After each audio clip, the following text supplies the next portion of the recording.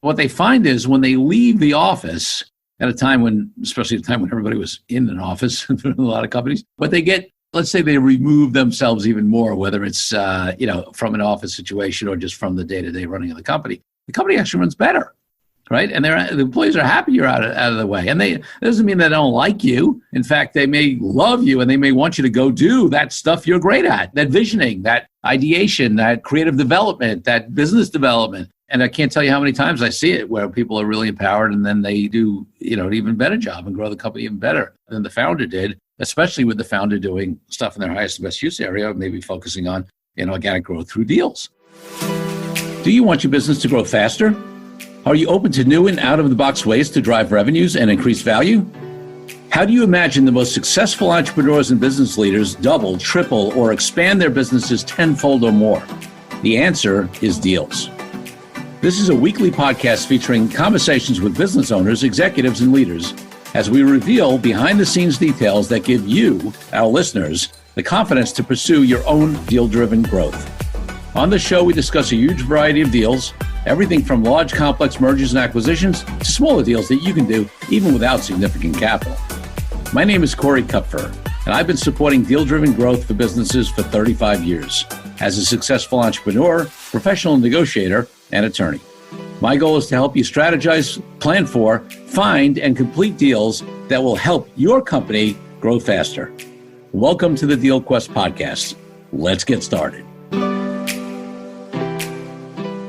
So this is a solocast, and if any of you Deal Quest listeners listened to the last solocast, you'll know that I talked about some things related to creating a business that is something that you work on, not in, that is scalable, that we build enterprise value, and related some of those things to the fact that it will, although it's not necessary to do all deals, that the more that you scale your business and create it less dependent upon you, the more you are freed up in terms of time, resources, team, et cetera, to be able to do more deals, which will then accelerate your growth as well. And also, the more you're setting up yourself for enterprise value and exit, as you have a company that's less dependent upon you. And some of the things that we're going to be doing in our Entrepreneurial Freedom course, which will be coming soon, are really talking about that, and they're deal related, in those ways. And one of the things that I talked about briefly on the last solocast was the concept of team building, right? Of very few businesses. I mean,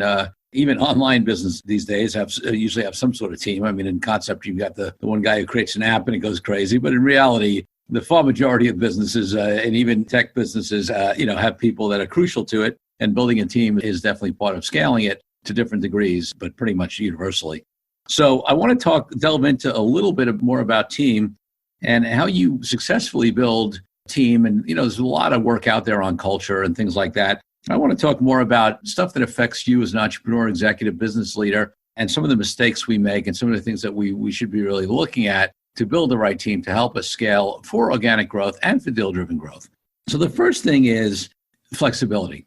And the reason I bring up flexibility is that, the old model, certainly in big companies, and it's amazing how many smaller companies and entrepreneurial companies, growing companies have sort of adopted this, is there's sort of default ways of thinking on how an employment relationship should be, set up. And I'm not even talking about legally or comp-wise. I'm just talking about in terms of the expectations, the sort of the 9 to 5, 9 to 6, and even in an entrepreneurial company, it might be more like 9 to 9 expectation. But, that people need to be physically there. There's a certain amount of oversight that, you want to see people. There's a level of micromanaging that sometimes goes on. There's a level of lack of trust sometimes. And there's sometimes a thinking of, I think it's actually fundamentally an ego conversation that some entrepreneurs have, where they look down upon their employees sometimes or wonder why they don't work as hard as them or care as much.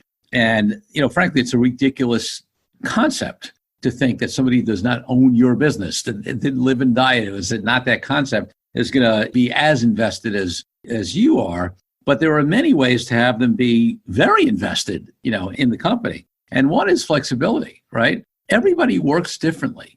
I think some of the thoughts that a business needs to have some standard ways is overblown sometimes, okay? I've gotten some super amazing, talented people to work with me for many years because I've been flexible to their needs. I have employees who are parents who want to work from home for most of the time. Now, by the way, in this age of, coronavirus, COVID-19, that's become pretty common, but I created a model where most of my team works remote most of the time for over 5 years now.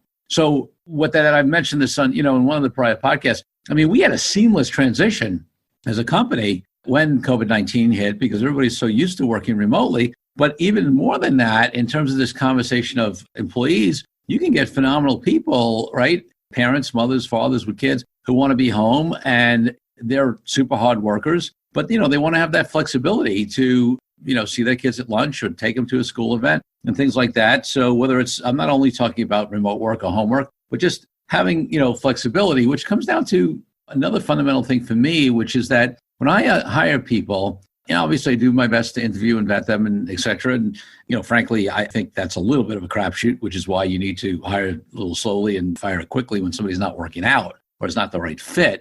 But the other thing, is in terms of this conversation of flexibility is figuring out what makes it a great situation for them. And then you actually get a much bigger pool of people who are, maybe at a talent level or even on a full-time basis at a price level that might not work for your company or your stage of development, but you can get them at a lower rate because maybe they're not working full-time or because they value the flexibility and the other benefits and freedom and respect and trust that you give them that, getting that top dollar from maybe a bigger place where they'd be more locked in, who could more afford to pay it, is not as high of a priority for them so that they end up being willing to work with you and then you get great talent.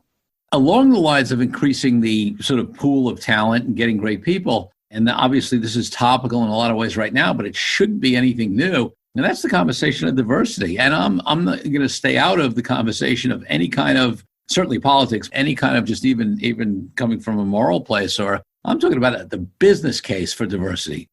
Why would I want to choose, whether it's consciously or for many of us and, from a place of unconscious or implicit bias. And if you don't understand, know about that, take a look at the studies. There are a lot of books written on the studies that show that resumes with the same exact resume, where they put a black sounding name and a white sounding name on it, the white sounding names get, many more interviews. So you don't have to be, you can think that you have no prejudice in that way, but because of implicit bias, there's a tendency to choose people who we think are more like us on a subconscious level. So if you do work on that and clear that out so that you're really open to anybody who comes along from any background, well, now you've significantly increased the pool of talent that you can hire from. And, folks who may have fewer opportunities in various places because of, outright bias, but also implicit bias, and also not being comfortable in being places that aren't places that are sort of open to them and really the culture is welcoming. Well, now, again, you have this opportunity to get great teammates, great employees, great people, executives who, are looking for an opportunity, who's super talented, but may have fewer opportunities than others. And when you provide a place that respects them and gives them that opportunity, et cetera, you get really hardworking employees very often who do a great job for you. And you can get them in a way that works for you economically and otherwise. So that's another huge point in terms of diversifying the pool. So if you have flexibility and you're willing to choose from everybody, well, now you've just, there's a huge number of additional highly talented people you can attract. So when I often hear businesses say, I can't attract the right people, I'm having trouble finding people, I always wonder, and listen, obviously it's different industry by industry, geography, et cetera. And I'm not saying, I know some folks in certain tech fields, where certain people are really, really, tough to find. But I think that it's at least useful. And, I'm always about the internal game, looking at ourselves to look at if there's anything we have in terms of our assumptions, in terms of our implicit bias, in terms of our rigidity, in terms of, how people work that is reducing the pool of amazing talent that we can bring in. I've not said, I can't say that I've always been able to find people immediately when I need them, but my flexibility and openness has caused me to be able to find people much more quickly and more frequently when I need them, or sooner, thereafter, even if it takes a little while than if I was choosing from a more limited pool or had more rigid criteria for how people have to work. So, those are two important things.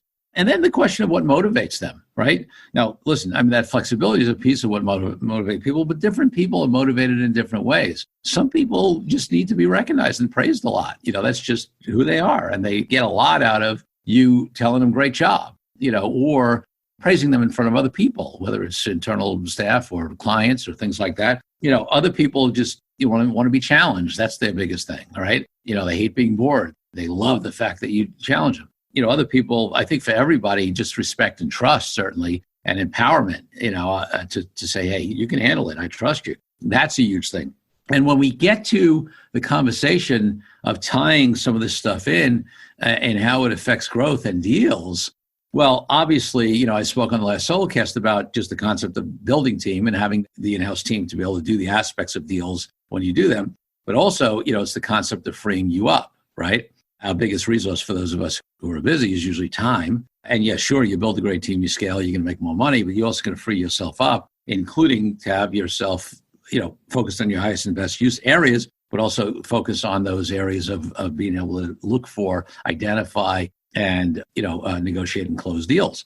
So if you figure out how to get the right people and how to motivate them and empower them, then that ability to free yourself up to get the kind of deals done, and then obviously look for those deals that fit that entrepreneurial culture where you have that high level of respect and trust for people. And listen, that's a big, big topic. And yes, there's all kinds of great books out there and resources on creating culture. But again, I want to bring it back to us, to me, to the entrepreneur, to you, the business leader, executive, to you, the business owner. And what is it about us? Because that's the place to start. That may take away from, people's empowerment. And it looks in a few different ways. I mean, obviously, if we're micromanaging, if we have those control issues, those perfection issues, that's a huge problem. But it can go the other way. Let's take a break from the show for a minute so I can invite you to join our DealQuest community group on Facebook. There, you'll have a chance to engage with other entrepreneurs, business owners, executives, and leaders who are looking to grow, do deals, and make a bigger impact. In addition to the great content and community, you can also register there for our Conversations community and cocktail Zoom calls and the upcoming Deal Den Zoom calls, during which you will have the opportunity to brainstorm and get support with deal-driven growth for your company. Now back to the show. Let's talk about delegating up. This is a favorite of mine. So you see it all the time, right? Where you give a task to an employee and they come back and want to basically delegate it back up to you. How do they do that? Well, they say they can't handle this. Can you just do this part for them? Or they ask you a question. And there's always a balance between, like, I look at myself as a resource to my team and my people. And that's how I present myself, right? Not like a boss where I'm looking over everything they do. I got to trust them to come to me and know I'm a resource. So I want to be available for that. But if it's something that they could figure out or something that they should know, or sometimes they know it, they just don't trust themselves, as opposed to giving them the answer, sometimes it's better to send them back and say, figure it out or get it done or handle it. Because without that crutch, if you're always the crutch for them because they don't have confidence in themselves or because they're worried or because they don't want to take the responsibility for the ultimate decision, then you're always going to be that crutch, right? That's not going to change. So, there's that balance between being a resource, as I said, and not letting people delegate back up, right? And I'm very, very, very diligent about that. In fact, I'll often say to some of my attorneys, some of my employees in my, speaking and training company, whoever it is, well, they'll say to me, can you look at this? And I'll often say to them, do you really need me to do that?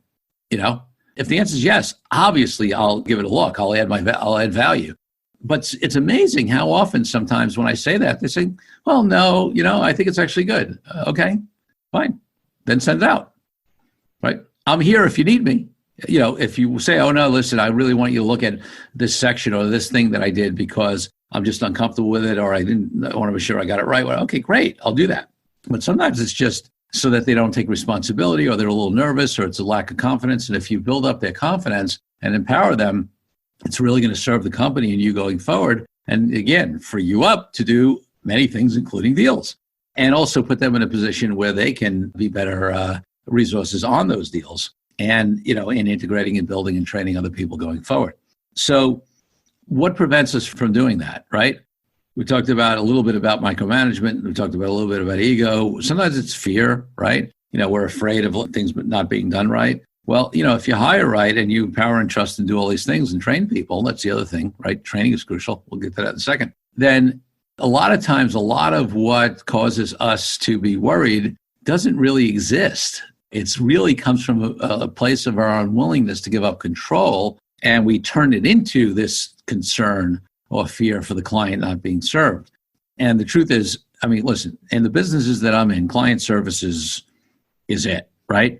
I don't make widgets, right? Whether it's on the legal side or whether it's on the speaking side, the training side, what we have is our obviously expertise and work product in terms of, like, for example, legal documents, agreements, getting deals done. But really, it's our service and relationship and quality provided to the client, which is totally related to our individual services and services as a team. So it's not like we have an assembly line, producing widgets. So, they're totally related. But very often your team can do, how about this concept? Maybe even a better job than you on many things if you get out of their way. And there's so many examples of entrepreneurs that I know who sort of finally got this or got it by accident, right? I hear, people, there's this big thing with a lot of entrepreneurs organization companies where have taken a year in Spain or in Italy. In fact, I know a couple of people are exactly in those places right now. And what they find is when they leave the office at a time when, especially at a time when everybody was in an office in a lot of companies, but they get, let's say they remove themselves even more, whether it's, from an office situation or just from the day-to-day running of the company actually runs better, right? And the employees are happy you're out of the way. And it doesn't mean they don't like you. In fact, they may love you and they may want you to go do that stuff you're great at, that visioning, that ideation, that creative development, that business development. And I can't tell you how many times I see it where people are really empowered and then they do, an even better job and grow the company even better than the founder did, especially with the founder doing stuff in their highest and best use area, maybe focusing on organic growth through deals. So one other thing comes up, or many, but one of the things I think of that comes up is this sort of fear, like this desire sometimes to make sure that people don't surpass us. This thinking, oh, well, I don't want them to become too good because then maybe I become less useful, or maybe they will risk taking my clients, or maybe they'll leave me. And I think that's a mistake, because the value you would get from them and who they influence, not only the clients, but people internally, for the time that they're there. And then if it's time for them to move on, the truth is that's a much better thing to have somebody firing all cylinders, growing, doing great work for you, and then losing them, than having somebody stay there and not being at their best and doing a mediocre job because, you haven't helped to empower and have them grow. And talking about growth, training, that's the big thing, right? If you are really committed to people's growth, you're going to help train them or get them trained or have others in your company train them to grow, not only obviously in terms of your systems, your skills, everything they need to know for the job, but also to help them be empowered and grow as people. Again, I always talk about the internal journey. I talk about it in negotiating. I talk about it in deal making. I talk about it in entrepreneurship. And that does not only apply to us as the entrepreneur, as the business owner, as the executive, as the business leader, but it applies to everybody in our organization. And the more people grow and know themselves, and whether that's in terms of gaining confidence and improving their communication abilities and skills, in terms of getting clear on what they're great at and what they're not so great at and what they want, it only benefits if you have the right way of dealing with them and the right communication structures and actual real communication with them. It only benefits everybody, including the company. And listen, a lot of this ultimately comes down to trust, right? And I talk about trust a lot in various scenarios. I talk about it in terms of deals when we say, hey, the only thing worse than not getting a deal done is doing a bad deal. And part of that is you have to trust when it's not right to get the deal done, or trust that another deal will come along, or that you're not meant to do a deal. Well, here you need to trust if you've hired the right people, which of course you don't know day one, but if they're people who are working in your company, let's put it that way, you should trust them. Because if you don't trust them, they shouldn't be working there if it's on their end. If you're the kind of person who doesn't trust anybody, you got a big problem, because there's no way to really scale and grow in a way that doesn't have your life be miserable and also limit your growth if you cannot trust and empower people. So, and listen, trust is broken sometimes. And sometimes you actually, there's a great concept to be able to give trust even after it's been broken, because not everybody's not perfect. Now, of course, if trust is repeatedly broken, then it's not the right relationship, not the right person, whether it's an employee or a personal relationship. But the ability to hire people and trust them to do a great job and be creative, right? Encourage that creativity in them. And all of that will help you when you build this empowered team who's working, motivated by the things that they are motivated by, and you're playing into those, and they have the flexibility they want and all this kind of stuff. Well, they're going to not only set you up, free you up, and put you in a better position to do successful deals, but they also may even come up with great ideas, not only for organic growth, for sales, for marketing, for new products, et cetera, but also that might be deal related, right? Maybe they think of a great strategic alliance that you can do, or they say, hey, why don't we go into this market? And whereas you may go into that market just by, hiring salespeople to go into that market, you also may go into that market through an acquisition or a joint venture. So all of these things could lead to deals. And either way, team is absolutely, absolutely crucial. And listen, fundamentally, every employee you hire, you're doing a deal with. Now, we may just think about it as, employment, we're paying them and they're doing that. That's a fundamental deal, right? We pay you X, you provide Y services.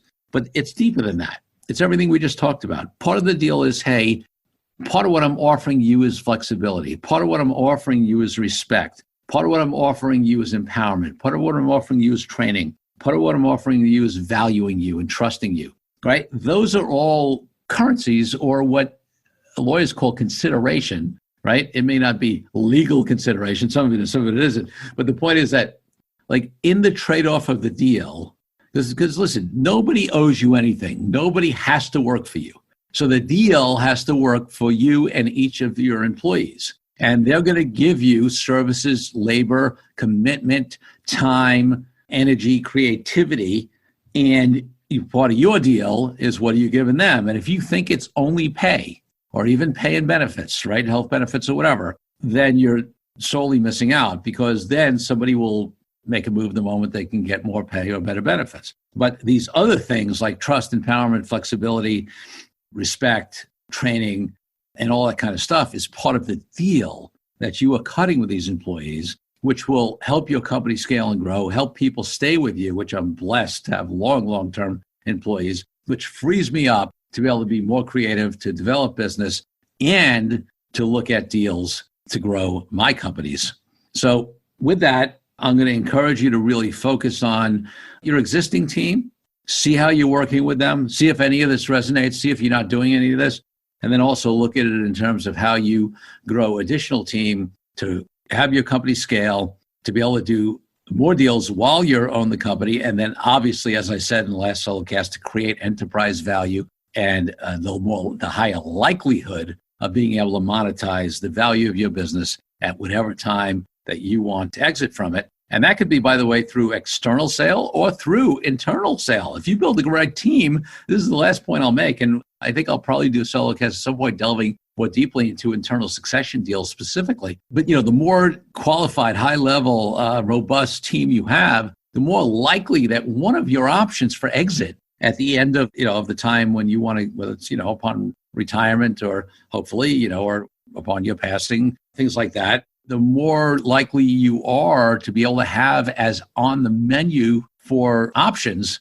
an internal sale, an internal succession strategy, because you have a bigger, more robust, higher level team that can run that company without you, who are more likely to be interested in buying it from you and also more likely to be successful in doing it. That's a smooth transition. People often think only about external exit, selling to another company, which is often the right move. But this other option, I can't tell you how many companies, especially companies that are less scalable and saleable, service-based business, things like that, a much higher likelihood of getting an internal succession deal done if you've built the right team than being able to sell it on the outside. And sometimes there's a lot, fewer issues. So it depends upon, what's best for you. But the point is, building this team helps free you up to do deals along the way, but also makes it more likely that your company's more valuable to an outside buyer, but also creates this group of employees who might end up being your buyers when you exit.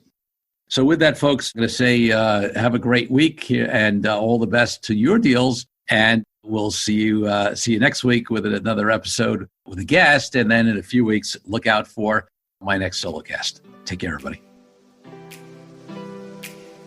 Thank you for joining me on this episode of Deal Quest, where we help you understand how deal-driven growth can be your ticket to freedom. You can be a friend of the show by leaving a review on the Good Pods app, podchaser.com, or any major podcast player. Every review helps the show reach more listeners. If you're ready to take your deal making to the next level by becoming a master negotiator, head over to Amazon or Audible and grab a copy of my best-selling book, Authentic Negotiating. Then connect with me on LinkedIn and let me know your thoughts. I'm Corey Kupfer. Until next week, wishing you the freedom and financial prosperity that I know your Deal Quest will bring.